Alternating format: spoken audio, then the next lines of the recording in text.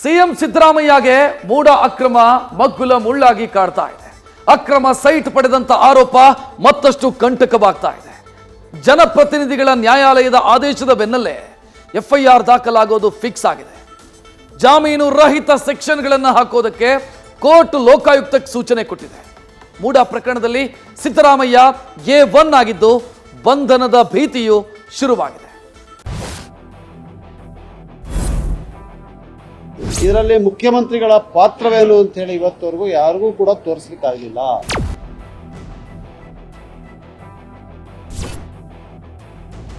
ಆ ಪ್ರಶ್ನೆಗೆ ಯಾರೂ ಉತ್ತರ ಇವತ್ತಿಗೂ ನೀಡಿಲ್ಲ. ನ್ಯಾಯಮೂರ್ತಿಗಳು ನೀಡಿರುವಂತ ತೀರ್ಪಲ್ಲೂ ಕೂಡ ಅದಕ್ಕೆ ಉತ್ತರ ಇದೆ. ಈ ಸಂಪೂರ್ಣವಾದಂತ ಪ್ರಕರಣ ಏನಿದೆ ಇದು ರಾಜಕೀಯ ಪ್ರೇರಿತವಾದಂತ ಪ್ರಕರಣ.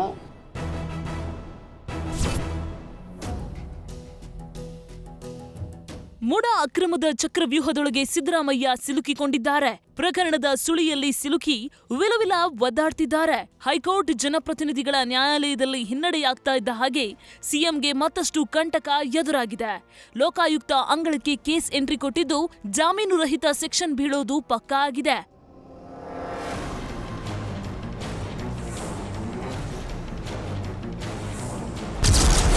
ಮೂಡ ಕರ್ಮಕಾಂಡ ಪ್ರಕರಣದಲ್ಲಿ ಸಿದ್ದರಾಮಯ್ಯ A1, ಜಾಮೀನು ರಹಿತ ಸೆಕ್ಷನ್, ಬಂಧನಕ್ಕೂ ಇದೆ ಅವಕಾಶ.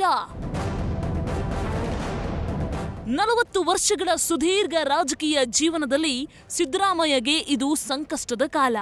ಎಂದೂ ಎದುರಾಗದ ಸಂಕಷ್ಟ ಸಿಎಂಗೆ ಈಗ ಎದುರಾಗಿದೆ. ಮೂಡ ಅಕ್ರಮದ ಪೆಡಂಭೂತ ಸಿಎಂ ತಲೆ ಮೇಲೆ ಕೂತಿದೆ.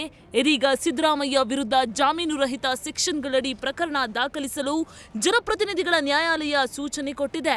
ಸಿದ್ದರಾಮಯ್ಯರ ಬಂಧಿಸಲು ಅವಕಾಶ ಇದೆ. ಹೀಗಾಗಿ ಸಿದ್ದರಾಮಯ್ಯ ಜಾಮೀನು ಪಡೆದುಕೊಳ್ಳೋದು ಅನಿವಾರ್ಯವಾಗಿದೆ.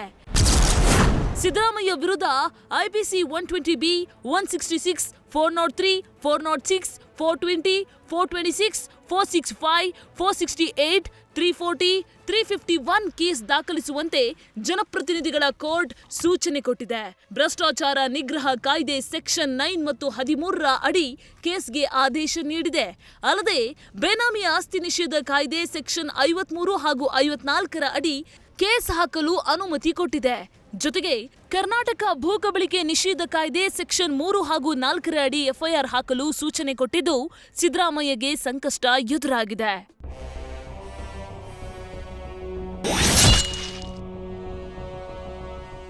(50:50) ಅನುಪಾತದಲ್ಲಿ ಸಿಎಂ ಪತ್ನಿ 14 ಸೈಟ್ ಪಡೆದುಕೊಂಡಿದ್ದಾರೆ. ಆದರೆ ಈ ಕೇಸಲ್ಲಿ ಸಿದ್ದರಾಮಯ್ಯರನ್ನ ಕೋರ್ಟ್ ಪ್ರಮುಖ ಆರೋಪಿಯನ್ನಾಗಿಸಿದೆ. ಮತ್ಯಾರೆಲ್ಲ ಈ ಕೇಸ್ನಲ್ಲಿದ್ದಾರೆ ಅಂತ ನೋಡಿದ್ರೆ, ಮೂಡ ಅಕ್ರಮ ಸೈಟ್ ಪಡೆದ ಕೇಸಲ್ಲಿ ಸಿಎಂ ಸಿದ್ದರಾಮಯ್ಯರನ್ನ ಪ್ರಮುಖ ಆರೋಪಿ ಮಾಡುವಂತೆ ಕೋರ್ಟ್ ಲೋಕಾಯುಕ್ತಕ್ಕೆ ಸೂಚನೆ ಕೊಟ್ಟಿದೆ. ಸಿದ್ದರಾಮಯ್ಯ ಪತ್ನಿ BM ಪಾರ್ವತಿ 2ನೇ ಆರೋಪಿಯಾಗಿದ್ದಾರೆ.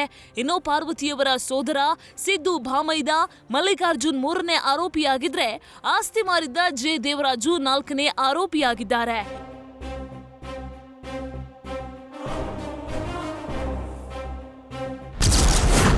ಮೂಡ ತೀರ್ಪಿನಲ್ಲಿ ಸಿಎಂ ಪಾತ್ರಕ್ಕೆ ಉತ್ತರವಿಲ್ಲ.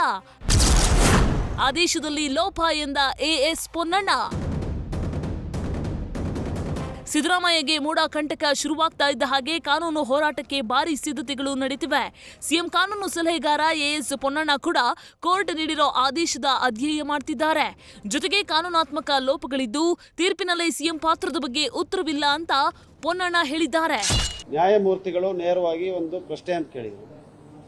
ಎಲ್ಲ ವಕೀಲರಲ್ಲಿ ಕೇಳಿದರು. ಇದರೆಲ್ಲದರಲ್ಲೂ ಕೂಡ ಈ ಪ್ರಕರಣದಲ್ಲಿ 1992ರಿಂದ 2021ರವರೆಗೂ ಇರುವಂಥ ಇತಿಹಾಸದಲ್ಲಿ ಮಾನ್ಯ ಮುಖ್ಯಮಂತ್ರಿಗಳಾದಂಥ ಅವ್ರು ಯಾರು ಅರ್ಜಿದಾರರಿದ್ದಾರೆ, ಮಾನ್ಯ ಮುಖ್ಯಮಂತ್ರಿಗಳು, ಅವರ ಪಾತ್ರವೇನು ಅಂತೇಳಿ ಯಾರೂ ಕೂಡ ತೋರಿಸ್ಲಿಕ್ಕಾಗಲಿಲ್ಲ ಅಂತ ಹೇಳುವಂಥ ಪ್ರಶ್ನೆಯನ್ನು ಕೇಳಿದರು. ತಾವೆಲ್ಲ ಕೂಡ ಗಮನಿಸಿದ್ರು. ಆ ಪ್ರಶ್ನೆಗೆ ಯಾರೂ ಉತ್ತರ ಇವತ್ತಿಗೂ ನೀಡಿಲ್ಲ. ನ್ಯಾಯಮೂರ್ತಿಗಳು ನೀಡಿರುವಂಥ ತೀರ್ಪಲ್ಲೂ ಕೂಡ ಅದಕ್ಕೆ ಉತ್ತರ ಇಲ್ಲ. ನ್ಯಾಯಾಲಯದ ತೀರ್ಪನ್ನ ಪೂರ್ವವಾಗಿ ನಾವೆಲ್ಲರೂ ಕೂಡ ಅಧ್ಯಯನವನ್ನು ಮಾಡಿದ್ದೇವೆ. ಹಲವಾರು ವಾಸ್ತವದಲ್ಲಿ ತಪ್ಪುಗಳು ಮತ್ತು ಲೋಪಗಳು ಕಾಣ್ತಾ ಇದೆ. ಹಾಗೆ ಕಾನೂನಾತ್ಮಕವಾದಂಥ ನಿರ್ಧಾರಗಳು ಕೂಡ ಸರಿ ಇಲ್ಲ ಅಂತೇಳಿ ನಮ್ಮ ಅಭಿಪ್ರಾಯ.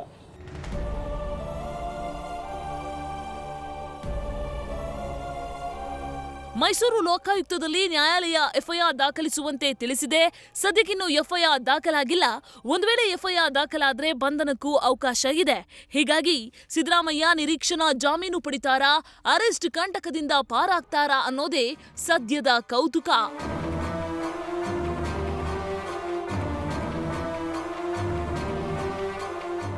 Vishnu Prasad, crime bureau, news first.